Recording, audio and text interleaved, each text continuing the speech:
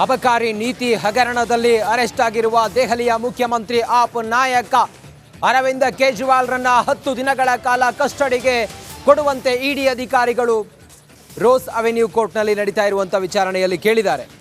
10 ದಿನಗಳ ಕಾಲ ನಮ್ಮ ಕಸ್ಟಡಿಗೆ ಕೊಡಿ ಇಡಿ ಅಧಿಕಾರಿಗಳು ನ್ಯಾಯಾಧೀಶರ ಮುಂದೆ ಪ್ರಸ್ತಾಪ ಮಾಡಿದ್ದಾರೆ. ರೋಸ್ ಅವೆನ್ಯೂ ಕೋರ್ಟ್ನಲ್ಲಿ ಕೇಜ್ರಿ ವಿಚಾರಣೆ ನಡೀತಾ ಇದೆ. ಹಗರಣದಲ್ಲಿ ಕೇಜ್ರಿವಾಲ್ ಕಿಂಗ್ ಪಿನ್ ಅಂತೇಳಿ ವಾದವನ್ನು ಮಾಡಿದ್ದಾರೆ. ಕೇಜ್ರಿವಾಲ್ ನೇರವಾಗಿ ಈ ಹಗರಣದಲ್ಲಿ ಭಾಗಿಯಾಗಿದ್ದಾರೆ. ಅವರ ಕ್ಯಾಬಿನೆಟ್ನ ಮನೀಶ್ ಸಿಸೋಡಿಯಾ ಜೊತೆ ಇವರು ಸಂಪರ್ಕದಲ್ಲಿದ್ದರು. ಕೆ ಕವಿತಾ 300 ಕೋಟಿ ಆಪ್ ಪಕ್ಷಕ್ಕೆ ಕೊಟ್ಟಿದ್ದಾರೆ. ಇವರಿಗೆ ಫೇವರ್ ಮಾಡಿದ್ದಾರೆ ಅರವಿಂದ ಕೇಜ್ರಿವಾಲ್ ಮತ್ತು ಅವ್ರ ಜೊತೆಯಲ್ಲಿ ಯಾರ್ಯಾರು ಅರೆಸ್ಟ್ ಆಗಿದ್ದಾರೆ ಇವರೆಲ್ಲರೂ ಅನ್ನೋದು ಇಡಿ ಅಧಿಕಾರಿಗಳ ಆರೋಪ ಆಗಿದೆ, ವಾದ ಆಗಿದೆ. ಈ ಪ್ರಕರಣದಲ್ಲಿ ಪ್ರಮುಖ ಆರೋಪಿಯಾಗಿರುವಂಥ ಅರವಿಂದ ಕೇಜ್ರಿವಾಲ್ ಅವರನ್ನ ನಿನ್ನೆ ರಾತ್ರಿ ಅರೆಸ್ಟ್ ಮಾಡಿದ್ರು ಇಡಿ ಅಧಿಕಾರಿಗಳ ತಂಡ. ಇವತ್ತು ರೋಸ್ ಅವೆನ್ಯೂ ಕೋರ್ಟ್ ಮುಂದೆ ಅವರನ್ನು ಪ್ರೊಡ್ಯೂಸ್ ಮಾಡಿದ್ದಾರೆ.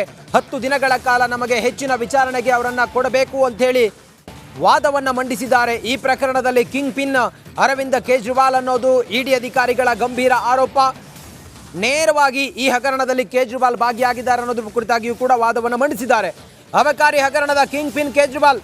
ಅಬಕಾರಿ ನೀತಿ ರೂಪಿಸುವಲ್ಲಿ ಕೇಜ್ರಿವಾಲ್ ಅವರ ಪಾತ್ರ ಇದೆ. ಅವತ್ತು ನಡೆದಂಥ ಸಭೆ ಇದೆಯಲ್ಲ, ಅರವಿಂದ್ ಕೇಜ್ರಿವಾಲ್ ಕೂಡ ಇದ್ರು. ಕೋರ್ಟ್ಗೆ 28 ಪುಟಗಳ ವರದಿಯನ್ನ ಇಡಿ ಅಧಿಕಾರಿಗಳು ಸಲ್ಲಿಸಿದ್ದಾರೆ. ಈಗಾಗಲೇ ಸಹ ಆರೋಪಿ ಕವಿತಾ ಹೇಳಿಕೆಯನ್ನು ಕೂಡ ಪಡೆಯಲಾಗಿದೆ. ಅಬಕಾರಿ ನೀತಿಯನ್ನ ರೂಪಿಸುವಾಗ ಸಿಎಂ ಅರವಿಂದ್ ಕೇಜ್ರಿವಾಲ್ ಅವರ ಮನೆಯಲ್ಲಿ ಮನೀಶ್ ಅಧಿಕಾರಿ ಕೂಡ ಇದ್ರು. ಆರೋಪಿ ಅಧಿಕಾರಿ ವಿಜಯ್ ನಾಯರ್ ಸಿಎಂಗಾಗಿ ಕೆಲಸ ಮಾಡ್ತಾ ಇದ್ರು ಅನ್ನೋದನ್ನ ಇಲ್ಲಿ ಇಡಿ ಅಧಿಕಾರಿಗಳು ಸಲ್ಲಿಸಿರುವಂಥ ವರದಿಯಲ್ಲಿ ಹೇಳಿದ್ದಾರೆ. ಸೌತ್ ಗ್ರೂಪ್ನ ಮಧ್ಯವರ್ತಿಯಾಗಿ ವಿಜಯ್ ನಾಯರ್ ಕೆಲಸ ಮಾಡ್ತಾ ಇದ್ರು. ಸೌತ್ ಗ್ರೂಪ್ನಿಂದ ಕಿಕ್ ಬ್ಯಾಕ್ ಕೇಳಿರೋ ಸಿಎಂ ಅಂತೇಳಿ ಇಡಿ ಅಧಿಕಾರಿಗಳು ಹೇಳಿದ್ದಾರೆ. ಕಿಕ್ ಬ್ಯಾಕ್ ಕೇಳಿರೋದು ಹಲವರ ಹೇಳಿಕೆಯಿಂದ ಸಾಬೀತಾಗಿದೆ. ಇದೆಲ್ಲವೂ ಕೂಡ ಇಡಿ ಅಧಿಕಾರಿಗಳು ನ್ಯಾಯಾಧೀಶರ ಮುಂದೆ ಮಾಡ್ತಾ ಇರುವಂಥ ವಾದ. ಇನ್ನಷ್ಟು ಮಾಹಿತಿಯೊಂದಿಗೆ ನಮ್ಮ senior reporter anchor Nagendra Babu ಈಗ ದೆಹಲಿಯಲ್ಲೇ ಇದ್ದು ಕ್ಷಣ ಕ್ಷಣದ ಮಾಹಿತಿಯನ್ನು ಕೊಡ್ತಾ ಇದ್ದಾರೆ. ನಾಗೇಂದ್ರ ಬಾಬು, ಈಗ ಕೋರ್ಟ್ನಲ್ಲಿ ವಾದ ಪ್ರತಿವಾದ ನಡೀತಾ ಇದೆ. ಇಡಿ ಅಧಿಕಾರಿಗಳ ವಾದ ಏನು ಹೇಳ್ತಾ ಇದ್ದಾರೆ? ರಂಜಿತ್, ಈಗ ಇರುವಂಥ ಈ ಕ್ಷಣದ ಅಪ್ಡೇಟ್, ಸಿಎಂ ಕೇಜ್ರಿವಾಲ್ ಅವರ ಪರ ವಕೀಲರಾಗಿರುವಂತಹ ಅಭಿಷೇಕ್ ಮನು ಸಿಂಘ್ವಿ ಅವರು ತಮ್ಮ ವಾದವನ್ನು ಮಂಡಿಸೋದಕ್ಕೆ ಆರಂಭ ಮಾಡಿದ್ದಾರೆ. ಇಷ್ಟೊತ್ತರೆಗೂ ಕೂಡ ಕಳೆದ ಸುಮಾರು ಅರ್ಧ ಗಂಟೆಯಿಂದ ಸಾಲಿಸಿಟರಿ ಜನರಲ್ ಆಗಿರುವಂತಹ ರಾಜು ಅವರು ತಮ್ಮ ವಾದವನ್ನು ಮಂಡಿಸಿದರು. ಇಡಿ ಸಲ್ಲಿಸಿರುವಂಥ ರಿಮ್ಯಾಂಡ್ ಕಾಪಿಯಲ್ಲಿ ಏನೆಲ್ಲ ಅಂಶಗಳಿತ್ತು, ಸುಮಾರು 14 ಪುಟಗಳ ರಿಮ್ಯಾಂಡ್ ಕಾಪಿಯನ್ನು ಇಷ್ಟೊತ್ತರೆಗೂ ಕೂಡ ಅವರು ಓದಿ ತಿಳಿಸಿದ್ದಾರೆ. ಆ ರಿಮ್ಯಾಂಡ್ ಕಾಪಿಯಲ್ಲಿ ಪ್ರಮುಖವಾಗಿ ಇಲ್ಲಿಯವರೆಗೂ ಕೂಡ ಇಡಿ ಅಧಿಕಾರಿಗಳು ತನಿಖೆಯನ್ನು ನಡೆಸಿದ್ದು, ತನಿಖೆಯ ಹಾದಿ, ತನಿಖೆಯಲ್ಲಿ ಏನೆಲ್ಲ ಪತ್ತೆ ಆಗಿತ್ತು, ಇದೆಲ್ಲದರ ಬಗ್ಗೆ ಕೂಡ ಅವರು ಸವಿಸ್ತಾರವಾಗಿ ನ್ಯಾಯಾಧೀಶರ ಮುಂದೆ ಪ್ರಸ್ತಾಪ ಮಾಡುವಂಥ ಕೆಲಸವನ್ನು ಮಾಡಿದ್ದಾರೆ. ಸೌತ್ ಗ್ರೂಪ್ನಿಂದ 300 ಕೋಟಿ ರೂಪಾಯಿ ಸಂದಾಯ ಆಗಿದೆ ಆಮ್ ಆದ್ಮಿ ಪಕ್ಷಕ್ಕೆ.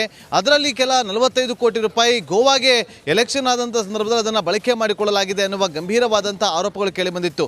ನೋಡಿ, PMLA act, prevention of money laundering ಆ್ಯಕ್ಟ್ನ ಅಡಿಯಲ್ಲಿ ಈ ಒಂದು ಪ್ರಕರಣವನ್ನು ದಾಖಲು ಮಾಡಲಾಗಿತ್ತು. ಈಗ ಸದ್ಯಕ್ಕೆ ರೋಸ್ ಅವೆನ್ಯೂ ರಸ್ತೆಯಲ್ಲಿರುವಂತಹ ಒಂದು PMLA ಕೋರ್ಟ್ನಲ್ಲಿ ಇದಕ್ಕೆ ಸಂಬಂಧಪಟ್ಟಂತೆ ವಾದ ಪ್ರತಿವಾದಗಳು ನಡೀತಾ ಇದೆ. ಒಂದು ಕಡೆ 10 ದಿನಗಳ ಕಾಲ ಅರವಿಂದ್ ಕೇಜ್ರಿವಾಲ್ ಅವರನ್ನು ಕಸ್ಟಡಿಗೆ ಕೊಡಬೇಕು ಅಂತೇಳಿ ಕೇಳ್ತಿದ್ದಾರೆ.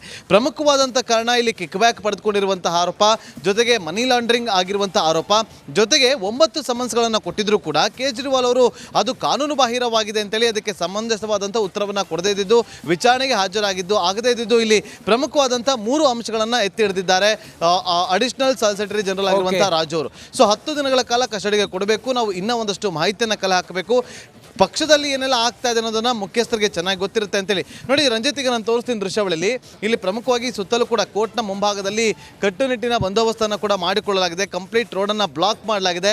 3 ಭಾಗದಲ್ಲೂ ಕೂಡ ರಸ್ತೆಯನ್ನು ಬ್ಲಾಕ್ ಮಾಡಿ ಬ್ಯಾರಿಕೇಡ್ಗಳನ್ನು ಹಾಕುವ ಮೂಲಕ ಪೊಲೀಸರು ಒಂದು ರೀತಿಯಲ್ಲಿ ನಿರ್ಬಂಧವನ್ನು ಹೇರಿದ್ದಾರೆ, ಯಾವುದೇ ರೀತಿಯಾದಂಥ ಅಹಿತಕರ ಘಟನೆಗಳಾಗಬಾರ್ದು ಅಂತೇಳಿ. ಇನ್ನು PMLA ಕೋರ್ಟ್ನ ಒಳಭಾಗಕ್ಕೆ ಯಾರು ಕೂಡ ತೆರಳದಂತೆ ಪೊಲೀಸರು ತಡೆ ಹಿಡಿಯುವಂಥ ಕೆಲಸವನ್ನು ಕೂಡ ಮಾಡಿದ್ದಾರೆ.